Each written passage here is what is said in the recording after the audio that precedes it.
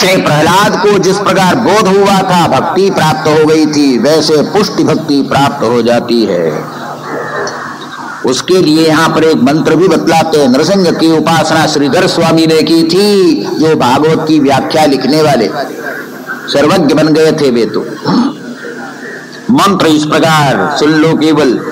ओम नमो भगवते नरसिंहाय नमस्तेजस्तेजसी आविराविर्भव वज्रनख वज्रदंष्ट्र कर्माशयान रंधय रंधय तमोग्रस ग्रस ओम स्वाहा अभयमभयमात्मनि भूयिष्ठा ओम श्रौम। नरसिंह भगवान का ये मंत्र है। नरसिंह भगवान के मंदिर में जाओगे तो ये मंत्र बोलकर भगवान का ध्यान करना चाहिए। नरसिंह भगवान ने प्रहलाद को पुष्टि भक्ति प्रदान की थी। इस मंत्र के जब से आपको भगवान के चरणों में पुष्टि भक्ति होगी। कीतुमाल नाम का चौथा वर्ष है, जहां पर भगवान स्वयं कामदेव के रूप में विराजमान है। कामदेव का मंत्र यहाँ पर बताया हुआ है। इसका जप करते हैं तो आपका कोई विरोधी नहीं रहेगा, सब आपके वश में आ जाएंगे। विरोध करने वाले भी अनुकूल फिर बन जाते हैं। उसके लिए ये कामदेव का मंत्र है, जो कि भगवान के ही स्वरूप है। ओम ह्रां ह्रीं हूं ओम नमो भगवते ऋषिकेशाय सर्वगुण विशेषैर विलक्षितात्मने आकुतीनां चित्तीनां चेतसां विशेषाणां चाधिपतये षोडशकलाय छन्दोमयाय अन्नमयाय अमृतमयाय सर्वमयाय सहसे ओजसे बलाय कांताय कामाय नमस्ते उभय प्रभुयाय।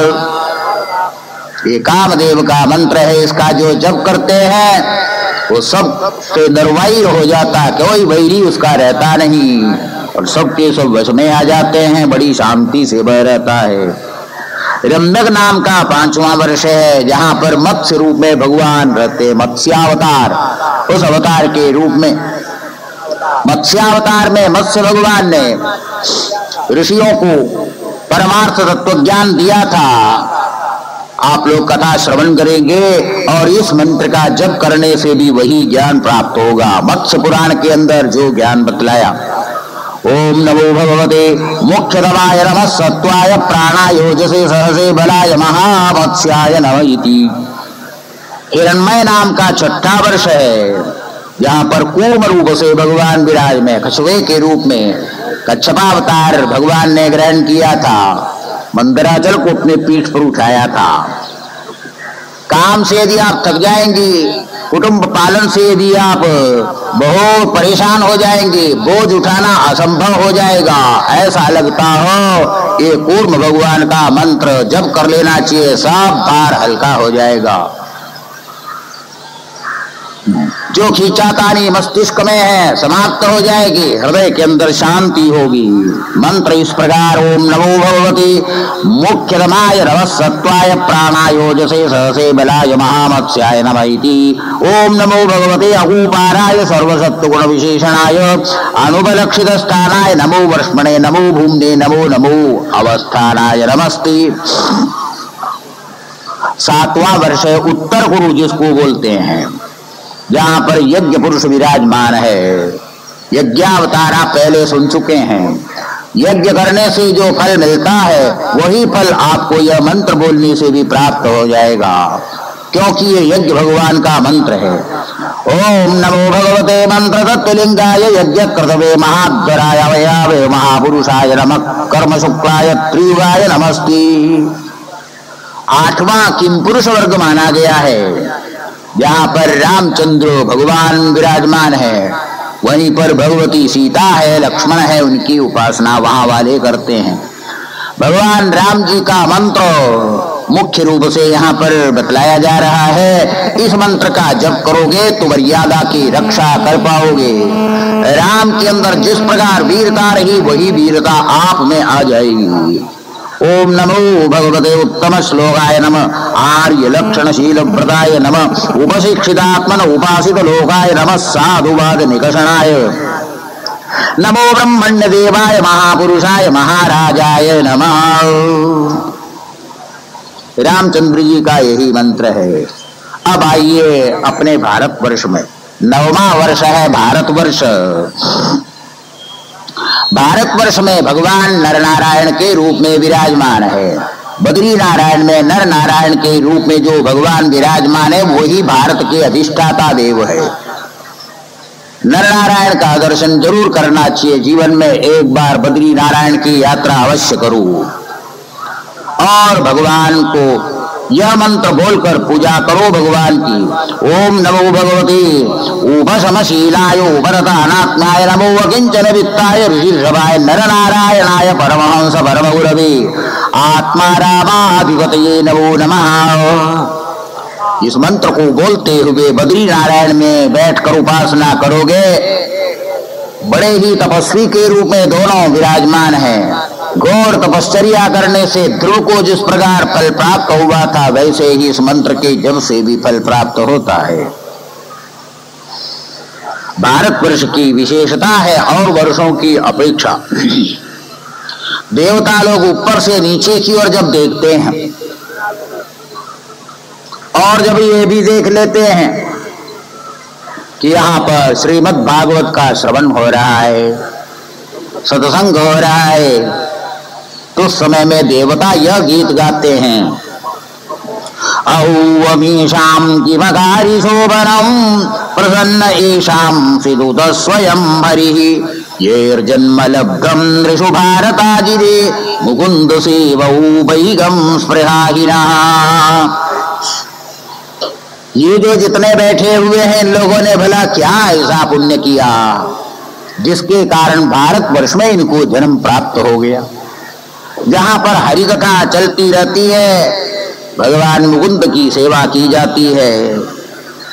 महान पुण्य है, महान पुण्य है। देवता लोग ऊपर से बोल रहे हैं।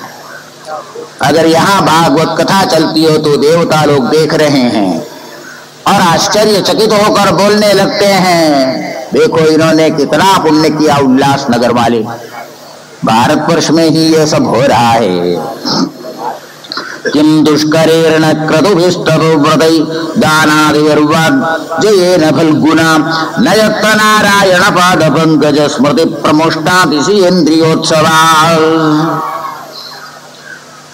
बड़ी बड़ी तपश्चर्या यज्ञ यागादि सब करते हैं, लेकिन भारतवर्ष में बैठकर थोड़ी देर के भी लिए भी भगवान की कथा श्रवण करेंगे तो उसके बराबर में कोई दूसरा साधन नहीं हो सकता। कल्पायुषां स्थान जयात् पुनर्भवात् क्षणायुषां भारत भूजयो भराऊं क्षणेन वर्तेन कृतं मनस्विनः सन्न्यस्य संयान्त्यभयं पदंबरी। देवता लोग कहते हैं एक कल्प तक हम इस स्वर्ग में निवास करेंगे, लेकिन वो भी तुच्छ है। भारतवर्ष में एक क्षण भर के लिए भी जीवन मिल जाए तो सबसे श्रेष्ठ है। एक क्षण ही चाहिए, क्षण भर में ही हम सब कुछ यहाँ कर सकते हैं। यहाँ पर भगवान का दर्शन भी हम कर सकते हैं।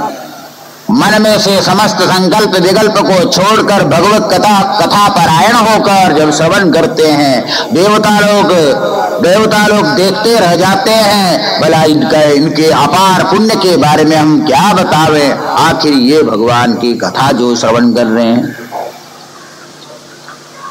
नयत्व वैकुंठ कथा सुधापगान साधवो भागवदा सदाश्रय नयत्व यज्ञेश सदा महोत्सवा सुरेश लोकोपि न वै सेव्यताम। देवता कहते इंद्रलोक भी बेकार है, कोई महत्व उसका नहीं है। जहाँ पर वैकुंठ भगवान की कथा रूपी सुधा नदी बहती नहीं है, जहाँ पर साधवा संत साधु भगवत प्रिय यहाँ रहते नहीं है, जहाँ पर यज्ञ आदि कर्म नहीं होते, महोत्सव नहीं होते, इंद्र का भी अगर लोग होगा छोड़कर चले जाना चाहिए। वहां पर भी भगवान से यही प्रार्थना करनी चाहिए कि हमारा जन्म अब भारतवर्ष में हो, जहाँ पर भगवत कथा श्रवण करने का अवसर प्राप्त हो। देवता लोग ये बोल रहे हैं, अब आप अपने बारे में सोच लो कितने हम भाग्यवान हैं। पर आश्चर्य की बात, इस जम्बू द्वीप से अमेरिका द्वीप में पहुंच जाते तो कहते उसके बराबर कोई लोग नहीं है, उसी की प्रशंसा लोग करते। एक बार जाके आप वापिस आ गए, बस हो गया, फिर वहीं की प्रशंसा लोग शुरू करते। वाह ऐसा होता है, वाह ऐसा होता है, इतनी सफाई वहां होती है, इतने कूड़े कचरे के लिए बर्तन लगा, सड़क इतनी चौड़ी रहती है, इतने यंत्र लगे हुए हो। अरे क्या यंत्रों से होने वाला, क्या सड़क से होने वाला, क्या गाड़ी से होने वाला है। भारतवर्ष में एक क्षण भर के लिए भी जीवन मिल जाए तो अपने आप को धन्य धन्य समझो, हमारा जीवन सफल हो गया, मानव जीवन सफल हो गया। यहाँ बैठकर कथा श्रवण करने की जो महिमा है सो अमेरिका में नहीं, इंग्लैंड में नहीं, रूस में नहीं, कहीं भी दुनिया में नहीं है। स्वर्ग में नहीं, इंद्रलोक में, बृहस्पति लोक में भी ये विशेषता नहीं है। जिस विशेषता को आप पा रहे हैं इस बात को समझो। देवता लोग ये आसमान में बैठकर स्वर्गलोक में यही बोलते हैं। और आगे वे क्या बोलते हैं? यद्यत्र न स्वर्ग सुखावशेषितम् शिष्टस्य सूक्तस्य कृतस्य शोभनाम् तेना जनाभे स्मृतिमज्जन्मनस्य वर्षे हरिर्यद्भजताम् सन्तनोति। देवता यही कहते हैं, स्वर्ग में आने के बाद सहसा यहाँ से चल तो नहीं सकते, पुण्य का फल तो भोगना ही पड़ेगा। और पुण्य का फल भोगने के बाद अगर थोड़ा बहुत पुण्य बच जाएगा, जिस पुण्य से फिर से संसार में जन्म मिलता है, वे कहते हे भगवान बचा हुआ थोड़ा भी अगर पुण्य होगा, उस पुण्य से हमारा जन्म भारतवर्ष में हो जाए। देवता प्रार्थना करते हैं। लेकिन भारतवर्ष में जन्म होने मात्र से नहीं हुआ, स्मृतिवत जन्मना स्यात्। स्मृति वाला मूर्ख बहुत सारे इस भारतवर्ष में है, लेकिन उस जन्म से उनका कोई फायदा नहीं। भगवत स्मरण जहां हो, अपने जीवन के विषय में जानकारी जहां हो, ऐसा जन्म मिल जाए। श्रेय जिससे हो, परमात्मा की प्राप्ति जिससे हो, वो स्मरण जहां पर है, ऐसा जन्म हमें प्राप्त हो जाए। हे भगवान यही हमारे लिए सबसे बड़ी वस्तु होगी। ये देवता प्रार्थना करते हैं भगवान से वहां बैठकर। 9 वर्षों का इस प्रकार वर्णन हुआ। 7 द्वीपों का सिर्फ नाम सुन लीजिए। अभी 7 द्वीपों में जम्बू द्वीप की ये बात है। जम्बू द्वीपो यम यावत् प्रमाण विस्तरस्तावताक्षारो नदीना परिवेष्टिता। दूसरे द्वीप का नाम प्लक्षद्वीप है। जम्बू द्वीप के बाद प्लक्षद्वीप होता है। तीसरे का नाम शालमलक द्वीप है। चौथे का नाम कुशद्वीप है। 5वें का नाम क्रौंच द्वीप है और 6ठे का नाम शाकत द्वीप। 7वां द्वीप है पुष्कर द्वीप। इस प्रकार 7 द्वीप इस पृथ्वी के ऊपर है। जिस प्रकार पृथ्वी है उसी प्रकार व्योम मंडल भी समझना चाहिए। वहां पर भी इसी प्रकार पृथ्वी अकल विकल आदि लोग होते हैं। और भुआ स्वा महाजना तप सत्यम ये सब वहां के लोग हैं। वहीं पर इंद्रपुरी बृहस्पति लोग आदि भी विराजमान हैं। दिव्य दिव्य वे लोग माने जाते हैं। ग्रहक्षतारामयमाधिदेविगम पापावहम मंत्रहृताम त्रकालम नमस्य तस्मरतो वा त्रिकालम पश्येत तत्कालमासुपारम। ऊपर जिस प्रकार 7 लोग है, ओहु भुवा स्वा महाजना तप सत्य लोग पर्यंत, नीचे की ओर इसी प्रकार लोग है। अतल वितल सुतल तलातल महातल रसातल और पाताल, ये नीचे के 7 लोग माने जाते हैं। ये सब भगवान के ही स्वरूप है, भगवान के अंदर कल्पित नाम रूप है। यह इन पूरे लोगों को उठा के रखने वाला कौन? उसको उठाने वाला संकर्षण भगवान है। संकर्षण भगवान। आप लोगों ने कथाओं में सुना होगा, कोई नाग है, कोई सर्प है, जिसने अपने मस्तक पर अनंत भगवान ने पूरे संसार को उठा के रखा है। आज के लोग इस बात को मानते नहीं है कोई सांप ने जो इसको उठाया हो। लेकिन बात यह है, आज के लोग जो मानते हैं उसी पर विचार कर लो। ये सब पृथ्वी इस प्रकार टिकी कैसे? सूर्य कैसे टिका हुआ है? चंद्रमा किस प्रकार टिका हुआ है? वो गिरता क्यों नहीं, पड़ता क्यों नहीं, अलग क्यों नहीं हो जाता? क्यों नियम पूर्व के परिभ्रमण करते हैं? तो लोग यही बोलते हैं। शास्त्रों ने शेष भगवान को बतलाया, शेष नाग को बतलाया। आजकल के लोग कहते हैं आकर्षण शक्ति, आकर्षण एक दूसरे का आकर्षण करता है, इसलिए ये सब टिके हुए हैं एक दूसरे का आकर्षण करने से। अरे वही शब्द यहाँ पर बतलाया संकर्षण। शेष भगवान का दूसरा नाम संकर्षण है।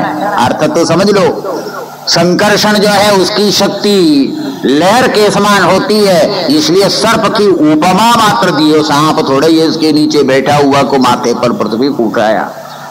संकर्षण माने सर्प के समान, लहर के समान जिसकी शक्ति है, उस शक्ति ने ही सारे ब्रह्मांड को थाम रखा है। ये संकर्षण भगवान है। संकर्षण ने सारे जगत को इस प्रकार टिका कर रखा है। और ये पूरे का पूरा जगत भगवान का ही स्वरूप समझना चाहिए। वो संकर्षण शक्ति भगवान की ही शक्ति है, उस शक्ति में ही पूरा जगत स्थित है। ऊर्ध्व जो लोग हैं, पुण्यकारी जितने होते हैं, ऊर्ध्वस्वादी ऊपर के लोगों में जाते हैं, और पृथ्वी पर वो रहते हैं पुण्य पाप दोनों जिसके हैं। पाप जिसके अधिक हो वो नीचे के लोग अतल वितल आदि लोकों में चले जाते हैं, और महापापी जो होते हैं वे नरक में पड़ जाते हैं। नरक कैसा होता है उसका भी यहाँ पर संक्षेप से वर्णन किया है। 21 नरकों का वर्णन किया। तत्रैगे नरकानेक विंशतिं गणयन्ति अथतांस्ते राजन नाम रूप लक्षण तो अनुक्रमश्यामः तामिस्र अंततामिस्र रौरव महारौरव कुंभीपात कालसूत्र असिपत्र पवन सूकर मुख इत्यादि 21 नरक माने गए हैं। किस नरक में कौन पड़ता है सो भी यहाँ बतलाया। यस्तु पर वित्ते नापत्यलत्राण्यपहरति सही कालपाशबद्धः। तामिस्र नाम का वह नरक है जहां पर केवल अंधकार ही है। दूसरों के धन को जो हड़प कर लेता है वो तामिस्र नरक में पड़ जाता है। दूसरों का वंचन कर जो एकत्र धन करता है, परदार ग्रहण करता है, वो अंधतामिस्र में गिर जाता है। जो भूतों का द्रोह कर, प्राणियों का वध कर अपना कुटुंब पोषण करता है वो रौरव नरक में पड़ता है। प्राणी का वध करके जीवन को मत बनाओ। एवमेव हारवरवो यत्र निपतितं पुरुषं ग्रव्यादानाम रुरवस्तं ग्रव्येण घातयन्ति केवलम देहं भरा। रौरव में वो पड़ता है जो कि प्राणियों का घात कर अपना और कुटुंब का पालन करता है, और जो ऐसा हो कुटुंब को भी नहीं देखता, केवल उदरम भरी होता है, और ये पातक करता तो महारौरव में पड़ जाएगा। जिंदे पशु पक्षी को जो पकाता है कुंभीपाक नरक में वो पड़ जाता है, जहां पर तपे हुए तेल में उसको पका दिया जा सकता है। कालसूत्र नरक नाम का नरक वो है जो अपने पिता है, ब्राह्मण है, संत है, उन सबका इन सबको जो तकलीफ देता रहता है। इस प्रकार 21 नरक बड़े बड़े भयंकर है। पाप कर्म करने वाले महापापी जो होते हैं वो इन नरकों में पड़ जाते हैं। जब तक उनका पाप रहता तब तक वे नरक का भोग कर लेते हैं, और पाप समाप्त होने के बाद फिर पशु पक्षी आदि योनियों में वो पड़ जाएगा। निवृत्ति मार्ग कथित आदो भगवता यथा क्रमयोगो बलब्धेर ब्रह्मणा यद संस्कृति प्रवृत्ति लक्षणश्चैव त्रैगुण्य विषयो मुनि योसावलीन प्रकृते गुणसर्ग पुनः पुनः अधर्म लक्षणा नाना नरकश्चानुवर्णिताः। राजा परीक्षित ने कहा, भगवान नरक का वर्णन सुनकर मैं घबरा गया हूं। पाप तो मनुष्य से हो ही जाता है, कितने ही संभल करके चलो लेकिन कुछ ना कुछ तो पाप हो ही जाता है। और ऐसे ऐसे भयंकर नरक में पड़ना पड़ जाए, तेल कपड़ा है उसके अंदर पूरी के साथ मनुष्य को डाल करके तलना शुरू कर दिए, इसे नरकों में होता है। कहीं कहीं पर जैसे लकड़ी चीरते हैं उसी प्रकार मनुष्य को चीर डाला जाता है, ऐसे नरक में जाना पड़ता है। सुनकर मैं तो घबरा गया हूँ। इस नरक से बचने का कोई उपाय हो वो आप बताने की कृपा करेंगे। बहुत ज्यादा नरक आप बताएंगे मैं तो स्वयं घबरा ही जाऊंगा। फिर शिवदेव जी कहने लगे, कर्मणा कर्म निर्हारो नह्यात्यन्त इष्यते अविद्वद्विकारित्वात् प्रायश्चित्तम् विमर्शनम्। हे राजन, पाप कर्म करने के बाद उसके लिए प्रायश्चित्त किया जाता है, तो कुछ पाप तो जरूर नष्ट होंगे लेकिन पूरी तरह से पाप का नाश होता नहीं। उसके लिए पाप का नाश करने के लिए कुछ और ही तरीका अपनाना होगा। सगृन्मन कृष्ण पदारविंदयो निवेशितम गुणरागिरिह न तेजमुं पाशभृतश्च तद्भ्रान्त्वप्ने विपश्यन्ति जीर्णनिष्कृताः। शिवदेव जी बोलते हैं कि हे राजन, गलती होती है सबसे, कुछ ना कुछ पाप सब लोग कर बैठते हैं, बोलते बोलते भी कभी झूठ बोल जाते हैं, चलते चलते ही प्राणियों के ऊपर पांव रखते हैं और कीड़े मकोड़ों को मार डालते हैं, और कुछ जानबूझ करके भी मारते हैं। मच्छर आ गया, कोई प्रयोजन नहीं था, दोनों हाथ से मारा, उसको मार दिया। क्या एक मच्छर के मर जाने से सब मच्छर चले जाएंगे तुम्हारे यहाँ से? एक को मारो ना मारो क्या फर्क पड़ता है, आदत पड़ी हुई, आया तो मारना, आखिर उसमें तो पाप तो लगेगा ही, ये तो निश्चित बात है। इस प्रकार जब पाप कोई ना कोई होता ही रहता है, इससे छुटकारा पाने के लिए प्रायश्चित के रूप में बस एक ही उपाय यही है। वह उपाय क्या है? सगृन्मद कृष्ण पदारविंदयोर निवेशितम गुणरागिरिह। पाप होने के बाद में उसके प्रायश्चित के लिए भगवान का नाम जप करो और भगवान का ध्यान करो, बस यही सरल से सरल अचूक दवा उसके लिए यही है, बाकी कोई दवा ऐसी है ही नहीं। सुखदेव जी कहते हैं इसके लिए मैं एक उदाहरण तुम्हें सुनाता हूं। अक्रजोदाहरन्ति ममितिहासं पुरातनं दूदानां विष्णुयो संवादस्तां निबोधत। हे राजन, मैं एक दृष्टांत तुम्हें सुनाता हूं। कन्नौज की बात है। कान्यकुब्ज कष्टदासी परिरजामिला, अजामिल की कथा बोलने जा रहे हैं। महापापी होने पर भी किस प्रकार उसका उद्धार हुआ। ब्राह्मण कुल में उसका जन्म हुआ था, लेकिन उससे सदाचार को तो तिलांजलि दे रखा था, पाप ही पाप वो करता रहता था। दासी के संसर्ग से, वेश्या के संसर्ग से दूषित हो चुका था, चोरी का डाका वो डालता था, और अपने कुटुंब का पालन करने के लिए जो भी संभव है सब कुछ करने में किसी प्रकार का उसे संकोच नहीं था। एवं निवसतस्तस्य लालयानस्य तत्सुदान कालोत्यगा महान राजन अष्टाशीत्यायुषः समाः। लंबी आयु इस प्रकार पाप करते हुए उसने बिताई। 80 वर्ष उम्र तक उसने इसी प्रकार पाप ही पाप किया।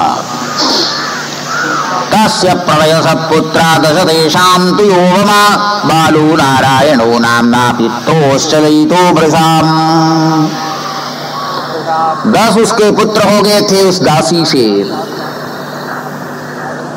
एक समय के बाद वहां पर जंगल में ही झोपड़ा बना करके रहता था अपनी दासी रूपी पत्नी के साथ और पुत्रों के साथ। इधर उधर डाका डालकर धन लाता था, पालन पोषण करता था, मृगों को मारता था और मांस भक्षी वो बना हुआ था। ब्राह्मण था फिर भी।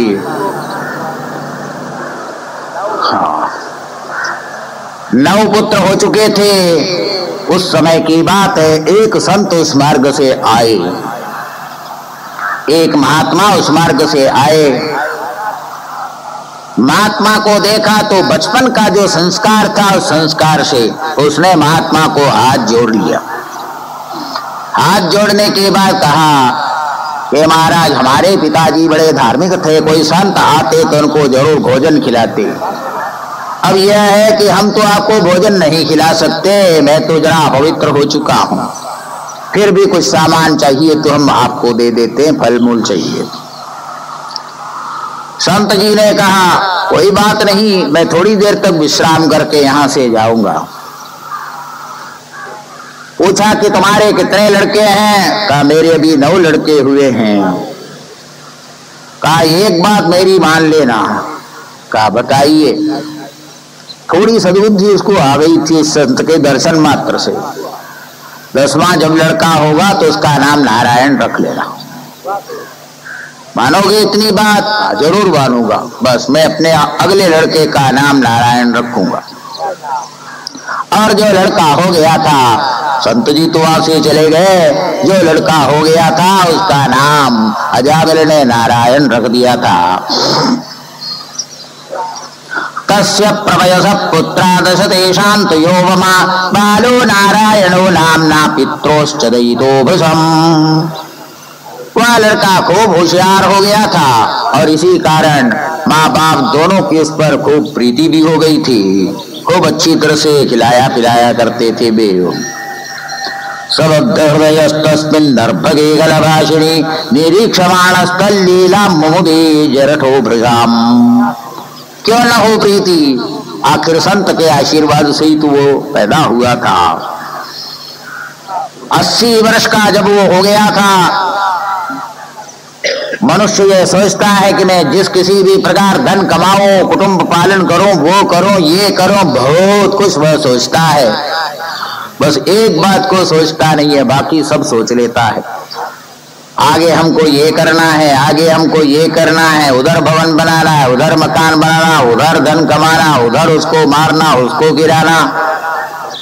आगे की बहुत बहुत बातों को वह सोचता है, लेकिन एक बात को कोई सोचता नहीं है कि अब मेरे पास यमराज भी आने वाले हैं और उसके लिए भी कुछ तैयारी करनी होगी। इसके लिए कोई नहीं सोचता। जिसके लिए कोई सोचता नहीं है, होता वही है और वो होकर ही रहेगा। वो यमराज किसी को छोड़ता नहीं। 80 वर्ष उम्र का वो हो चुका था, बीमार पड़ चुका था, खटिए पर पड़ा था। इतने में देखा कि हाथ में भयंकर पाश लेकर यमदूत पहुंचे हुए हैं, भयानक जिनका दर्शन है। स एवं वर्तमानोऽज्ञो मृत्युकालोपस्थितिमतिं जगारधरये बाले नारायण सपाशहस्तान् स्त्रीन् दृष्ट्वा पुरुषान् वृषदारुणान् वक्रतुण्डान् ऊर्ध्वरोमण आत्मानं नेतुमागतान्। बड़े बड़े भयानक 3 आदमियों को देखा, पुरुषों को देखा। दारुण थे, टेढ़े टेढ़े जिनके मुख है और उनके रोम सब खड़े थे, बिल्कुल केश मानो खड़े ऊपर की ओर खड़े हैं। डर गया अजामिल। होता है इसी प्रकार, मरणावस्था में जब भारी दर्द होता है, क्लेश होता है, तो यमराज दिखने लग जाते हैं। एक जगह पर हम पहुंचे तो वहां पर देखा एक माता थी, वो तो बिल्कुल बीमार होकर मृत्युशैया पर थी। लोग सब पहुंचे तो पूछते हैं, अरे तुम लोग क्यों ऐसे भयानक राक्षस के समान मुंह दिखाते हो? ये तुम्हारी डांट देकर मुझे घबराहट होती है, चले जाओ यहाँ से, चले जाओ। क्या देखना था, आदमी आए, उसी में यमदूतों का दर्शन हो रहा था उसको, और क्या। ये सबके लिए है, भयभीत होने पर ये सब दर्शन होने लग जाता है और वही दर्शन इसको भी होने लग गया। घबरा करके अपने लड़के को पुकारना शुरू किया, हे नारायण, हे नारायण, हे नारायण, अपने लड़के को बचाओ, बचाओ, कोने आए हैं, बचाओ। निशम्य म्रियमाणस्य भ्रुवतो हरिकीर्तनात् भर्तुर्नाम महाराज पार्षदा सहसा भगन्। अपने बेटे को बुलाया था, नारायण नारायण नारायण, लेकिन इतने में क्या देखते हैं, विष्णु लोक से विष्णु के पार्षद वहां पर दौड़ दौड़ करके आगे पहुंच गए। भगवान नारायण का नाम सुनते ही विष्णु पार्षद दिव्य पुरुष थे, देखने में बड़े ही सुंदर गंभीर स्वरूप थे। ऐसे पुरुषों को देखा, आकर जो यमदूत आए हुए थे, रस्सी से बांधने लगे थे, छुड़ा दिया उनको और धक्का देकर बाहर निकाला और कहा, क्या तुम लोग करते हो, किस लिए इसको बांधते हो? अजामिल की आंख बंद थी या खुली थी जो भी, लेकिन वो प्रत्यक्ष सा देख रहा है। ये विष्णुदूत आ रहे हैं, दिव्य पुरुष है और ये भयंकर मुझे बांधने वालों को धक्का देकर बाहर निकाल रहे हैं। यमदूतों ने कहा उस समय में, अरे तुम हमको क्यों धक्का देकर निकाल रहे हो? हम इसे ले जाने के लिए आए हुए हैं। यमराज के हम दूत है, हमारा ये कर्तव्य है इस पापी को यहाँ से यमलोक ले जाना और नरक में डालना है, तुम क्यों मना करते हो? यूयं वै धर्मराजस्य निर्देशकारिणः ब्रूत धर्मस्य नस्तत्वं यच्च धर्मस्य लक्षणम्। विष्णुदूतों ने कहा, धर्मराज यमराज के तुम दूत यदि हो, बोलो धर्म का क्या लक्षण है और इसने क्या पाप किया जिसके लिए तुम नरक में ले जा रहे हो? यमदूतों ने कहा, वेद प्रणहितो धर्मो ह्यधर्मस्तद् विपर्ययः। हमने अभी तक यही समझ रखा है, धर्म उसको कहते हैं वेद ने जिसको कर्तव्य बतलाया, वेदों के अंदर जिसको कर्तव्य ये करो वो धर्म है, वेद ने बतलाया यह ना करो वो अधर्म है। बस धर्म और अधर्म का यही लक्षण हमने अभी तक समझा है। सूर्योग्नि कम बरुद्गाव सोम संध्याहनी दिशा कम कुह कालो धर्म ये दैयस्य साक्षिणा। आप जो भी कर्म करते हैं उसके साक्षी तैयार है, जो भी कुछ आपने किया वहां पर बयान देकर वे सुनाएंगे, इसने ये पुण्य किया ये पाप किया। कौन कौन साक्षी? ये सूर्य भगवान जो ऊपर चमक रहे हैं वो प्रथम साक्षी है। दिन बार वो देखते रहते हैं अपने प्रकाश के द्वारा। कमरे के अंदर भी जाओगे तो वहां पर भी प्रकाश तो रहेगा ही। अपने प्रकाश के द्वारा सूर्य हर हमेशा दिन भर देखते रहते हैं कि ये मनुष्य क्या पाप करता है क्या पुण्य करता है। गवाही देने वाला एक सूर्य है। रात के समय में सूर्य नहीं रहता है तो वहां पर दीपक जो जलाते हो, बिजली जलाते हो, वो अग्नि साक्षी होकर बताएगी कि इसने क्या पुण्य क्या पाप किया। दोनों के अभाव में ये जो प्राण तुम खींच रहे छोड़ रहे हो हवा है, ये हवा साक्षी होकर यमराज को बताएगी कि इसने अमुक काम किया पुण्य, अमुक पाप कर्म इसने किया। चंद्रमा है, संध्या है, दिशाएं हैं, काल है, ये सब के सब साक्षी के रूप में आ जाएंगे। बच नहीं सकते वहां पर, वहां कूट साक्ष्य होता नहीं है। यहाँ के कोर्टों में जो है साक्षी जाकर झूठ बोल दे, ऐसे वहां पर होगा नहीं। जो है सोई वहां पर यमराज के सम्मुख वे बताएंगे और उसी के अनुसार उसको फल बाद में दिया जाता है। ठीक धर्म का लक्षण तो तुमने बताया। विष्णुदूतों ने कहा यमदूतों से, अब ये बतलाओ को तुम इसको पकड़ के नरक में ले जा रहे हो, उसने पाप क्या किया? अयम ही श्रुत संपन्न शील वृत्त गुणालय व्रतो व्रतुर्दान्तः सत्यवान मंत्र विच्छुचि। सुनिए, ब्राह्मण के घर में इसका जन्म हुआ था। प्रथम इसने वेदों का अध्ययन किया और गुरु अग्नि आदि की यह सेवा प्रथम करता रहता था।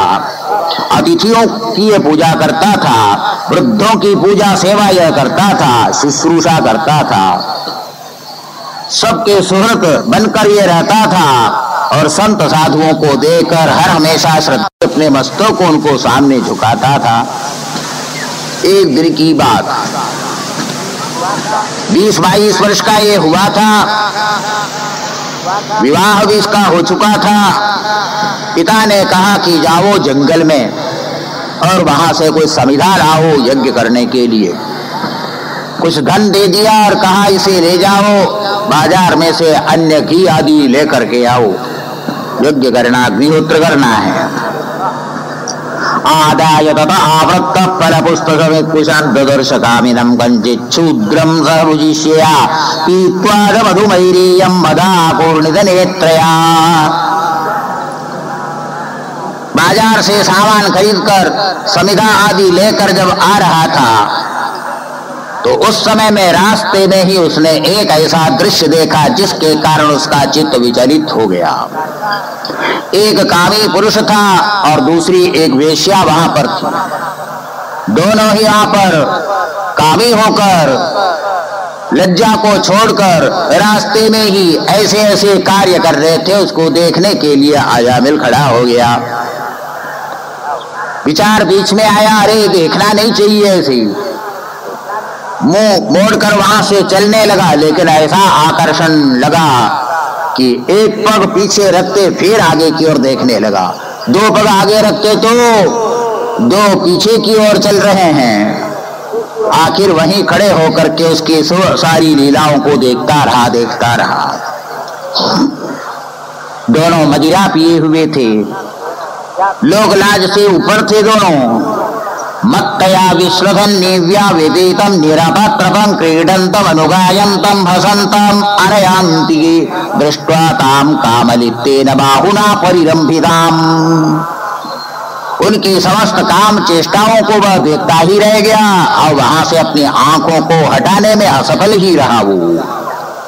न शशाक समाधुम तो तुम मनो मदन विपिदाम। थोड़ी देर के बाद में वह जो शूद्र वृषल था वहां से जब चला गया और वह जो वेश्या वहां पर बैठी उसके पास में खुद ये पहुंच गया। विप्राम स्वभार्याम प्रौढ़ाम कुले वहदिलंबिकाम विससर्जा चिरात् पापः स्वैरिण्यापांग विद्धि। उसके पास जब वो पहुंचा अजामिल तो उस वेश्या के आचरण से और उसके कटाक्ष आदियों से इस प्रकार आकर्षित हो गया कि अपने घर को ही वो भूल गया। शादी उसकी हुई थी लेकिन अपनी विवाहित पत्नी को भी उसने छोड़ दिया और उस वेश्या के साथ रहना उसने पसंद कर लिया। बस यहीं से उसका पाप प्रारंभ हो गया। यदस्तदश्चोभनिन्नी न्यायतो न्यायतोधराम बभारास्या कुटुम्बिन्या कुटुम्बम मंदधीरयाम।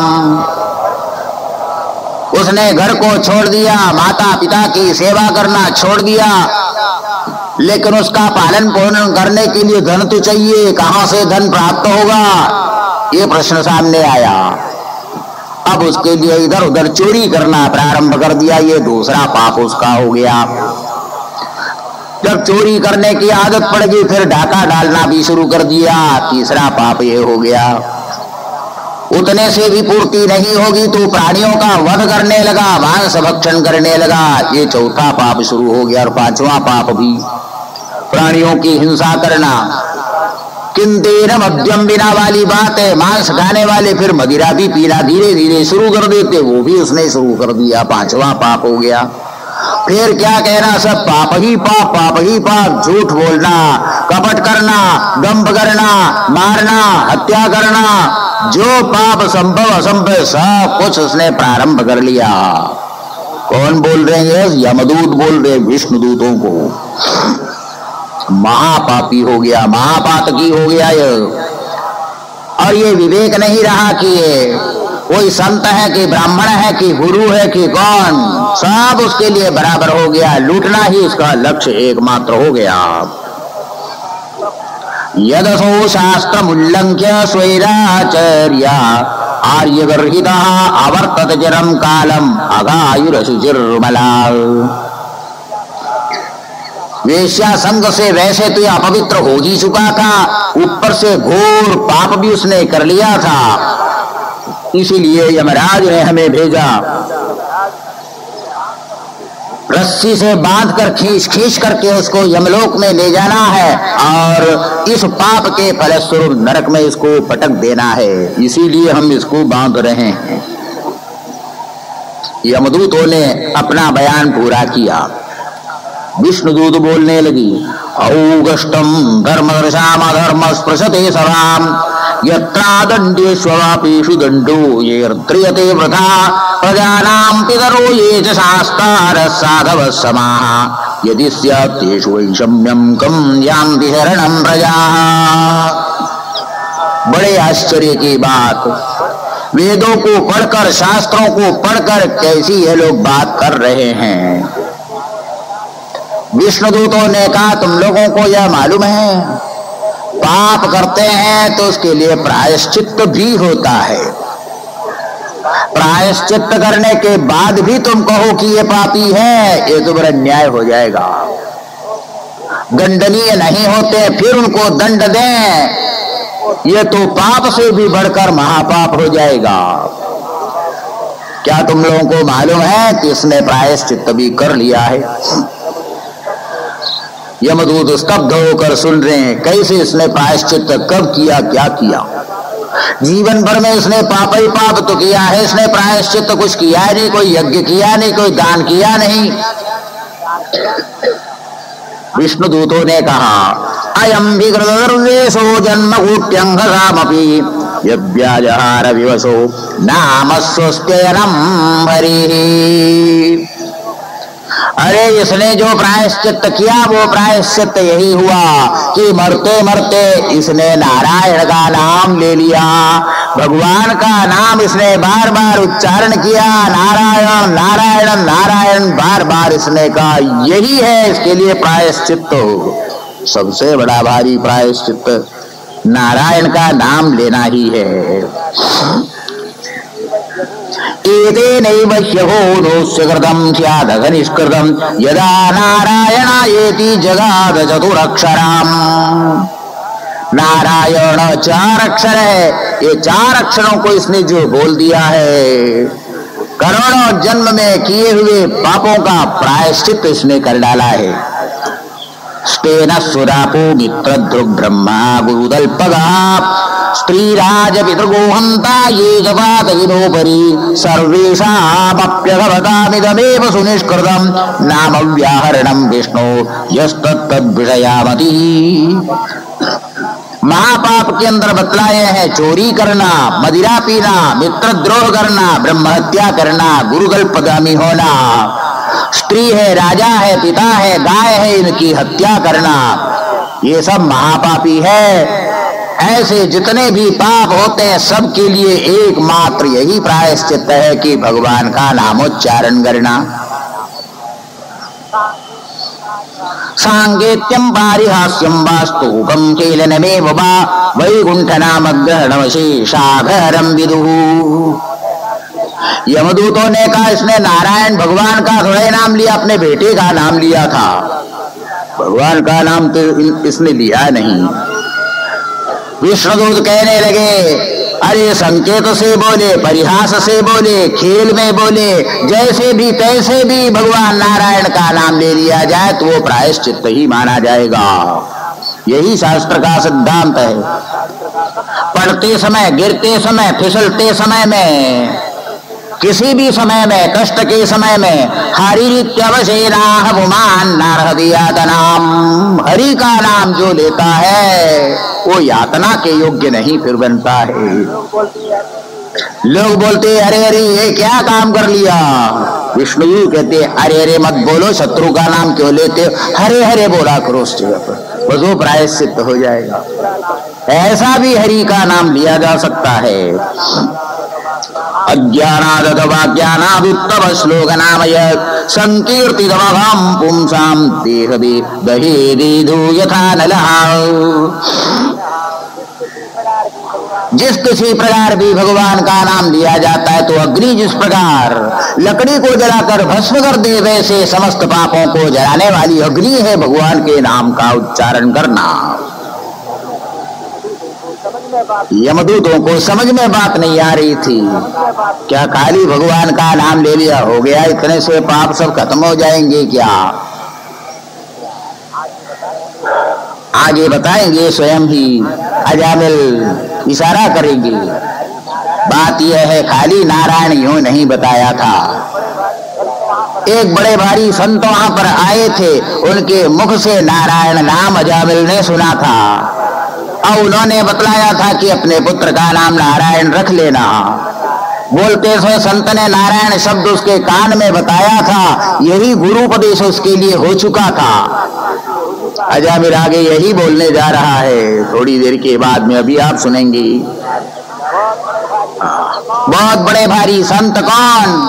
और कुछ लोग बतलाते देवर्षि नारद जी पहुंच गए थे वहां पर, उस रास्ते से घूमते फिरते, कोई दत्तात्रेय जी का नाम लेते हैं।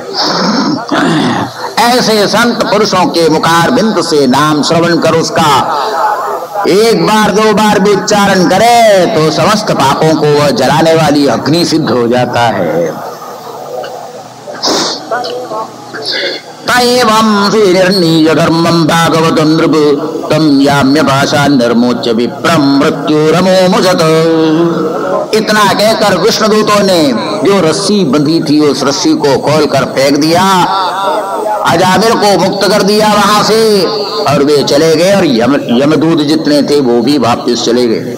जाकर यमराज को सारा वृत्तांत सुनाया। रस्सी से जो ही छुटकारा मिला, कुछ बोलना चाह रहा था अजामिल, लेकिन उससे पहले ही भी अंतर्धान हो चुके थे। अजामिल देखने लगा, मैं अभी तक क्या सपना देख रहा था कि मैं जागृत था, ये जो कुछ मैं देख रहा था क्या देख रहा था। अजामिल को भारी पश्चाताप उस समय में हुआ। अजामिल ने कहा, हाय मैंने अपने जीवन को कैसे बर्बाद कर दिया, क्या मैंने आज यह दृश्य देखा, यमदूतों ने मुझे पकड़ लिया था और नरक में जाकर मुझे वे डालने वाले ही थे। पता नहीं कितने हजारों लाखों वर्ष तक इस नरक में मुझे बचना पड़ता और फिर उसके बाद में पता नहीं कहां कहां मुझे जन्म लेना पड़ता। अनुतापो महानासी स्मरतु अशुभमात्मराव दिंगमां विगर्हितं सद्भिर्दुष्कृतं कुलगंजलम हित्वा बालां सतीं योगं सुरापां असतीमगाम। पश्चाताप करता हुआ मन मन में कहने लगा, हाय मैंने क्या क्या अन्याय किया, जिससे विवाह किया था उसको मैंने त्याग दिया और इस आसती के पीछे में लग गया। वृद्ध माता पिता की सेवा को मैंने छोड़ दिया। कितना भयंकर पातक मैंने जीवन में किया, लेकिन इस नारायण नाम ने मुझे इससे बचाया है। आहा, इतनी कितनी महिमा इसकी है। इति जात सुनिर्वेद खंगेन साधुषु